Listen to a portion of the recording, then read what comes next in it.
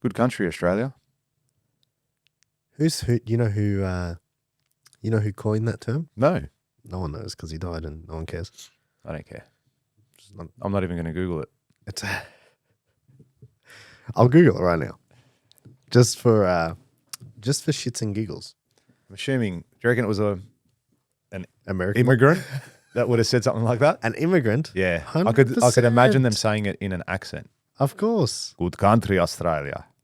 100%. I don't know what accent that is. That's like Russian? Slovakia or something. Yeah, that's it. Slovaki? Slovakian.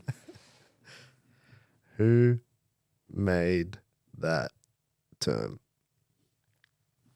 The term "the lucky country" for Australia was coined by author Donald Horne. Someone asked. There you go. There you go. Learn something new every day. Who said "good country, Australia" first? First. Yeah, it doesn't seem to be very specific. Yeah. Anyway, it is a good country. Yes, I agree. Yes. I like living here. I have a level of frustration living here, but I like living here. I couldn't see myself going anywhere else. Is that because you were just here? Like if you were born in Sweden, would you Probably do the same thing? Yes, probably. Yeah. All my roots are here. Family's here. Friends are here. Yeah, because there's people who live in third world countries who say the same thing. Why would I leave? Mm. It's like, for a better life. I mean, you never know, right? Until you give it a crack. Who knows? So they've got there's a rally happening, which you only just found out about because we were speaking about it, and you're going to go because I know Me? you're pumped. Of I know course. you're pumped. The rally for Australia, taking Australia back, or something like that, on the 31st of August. So this episode will air literally the day after that event, and we're just reading up on it before. It's a protest about immigration into this country. So people are saying they're letting too many people in and Australia's losing their identity. Other people are branding it as a racist march as well, which I don't think it is. I think there's just a level of frustration, not specifically to immigration. I think people are just hanging their hat on that and saying, okay, well, cost of living's out of control. I can't buy a house. Everything's expensive. And we've lost our identity, so it's obviously come down to the immigration.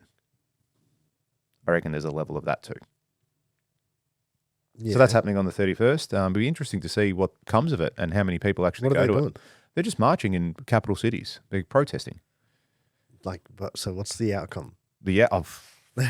What's the outcome of most marches? They're obviously going against the policy of their mass immigration that they've got at the moment, and whether that changes or not. But so when people strike, I get that. It's like, hey, we're not going to work until you do this thing. Yeah. It's like, okay, cool. Like we need to change something here, otherwise this thing's not going to get done. Yeah. But a bunch of people walking through the city. Hmm. It says stop walking. Yeah. I don't understand. I know. It's like I feel that you're right in that regard, that nothing's going to come of this. They're not going to change their policy tomorrow. They're not going to change their views on anything tomorrow. I think if it happened every day, so once when I can't remember what country it was in. I think it was France, and the government came in and put some tax on farmers or something like that, and it was like outrage. The country was like up in. They were just losing their mind, so much so that farmers grabbed all the manure across their farms, put them on trucks and whatnot, and then went to Parliament House and blew the shit. He goes, "You want to give us shit? We'll give you shit." And they blew all the manure across Parliament, across the streets of France, and then the next day they cancelled that tax or whatever it was, that restriction on the farmers. See, that's great in that regard from a perspective of people that the people are controlling the government. It's not the other way around. Whereas I think very much here we're just dictated to, in the sense of that's what we're going to do. We're introducing this tax. We're introducing this policy, and you can't do anything about it. And that shits me. I'm personally seeing a lot more people creating content about it and saying we're sick of this, we're this, it's this, and so on and so forth. Like those machete bins. Have you seen those or heard of those? Yeah. So 13 million for however many bins it was, 300 bins or some shit Would like you that. love to be a bin maker at that point in time? Surely there's a Someone's brown paper looked after bag. their- Fucking oath. Someone's looked after their mate. There's someone there going, they worked it out to be about $330,000 per machete bin. I'm going to get into All the right. bin industry. Why wouldn't you? Yeah. I'll weld it myself. $330,000 for a box, a metal Okay, box? exactly. A metal box, which might have a flap on it or something like that. fine. Okay. All right. Don't give me any bullshit that it costs $330,000 that much to make that thing. It doesn't. In material alone, it's probably $1,000. Okay. It might in labor. What do you reckon something like that? Honestly, if you told me they cost $5,000, I'd be like, yeah, it's fair enough. And even that's a lot. Big That's difference. cute. It is, but I'm being practical about it. I understand I'm a builder. I know what materials cost. I know what labor costs. Even at $5,000, all right, you Are want they to push bolted down or anything? big deal. I'm just asking. That's 4 bolts. trying to That's factor. $5 a bolt. Like, do you know what I mean? Even for supply, manufacturing and installation, yeah, call it 10 grand. All right, supply and install. Even that's all expensive, and they're saying, and they've calculated it to cost $330,000 a bin. Now, what shits me about that is I never got asked. There was never a vote. There was never any logic behind the madness. It was just, we're going to go out and spend $13 million of taxpayer money to get these bins But installed. the whole concept of voting is not that you vote for everything that happens. So you No, vote for of the party course, that of gets to course. decide. Yes, that's right. But at what point is it irresponsible? So Australia, I wish I had the stats on me, and I probably should have come a bit better prepared.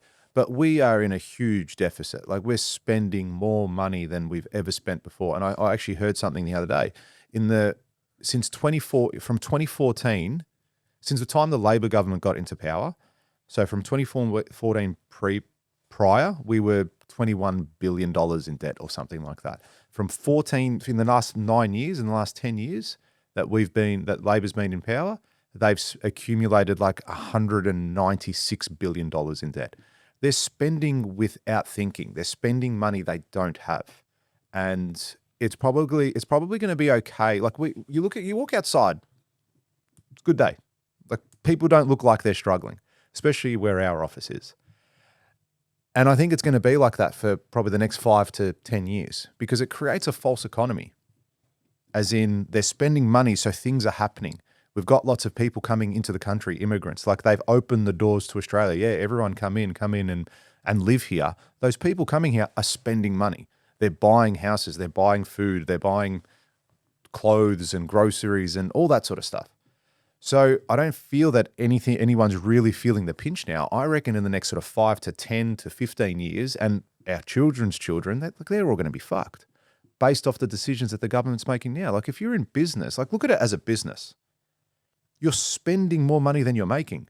Like, you're gone. You're going to be broke. Like, they've got people who have no idea about government and about economics are making huge economic decisions. And I think that's a huge problem. And I reckon that's partly driven about this march. You reckon?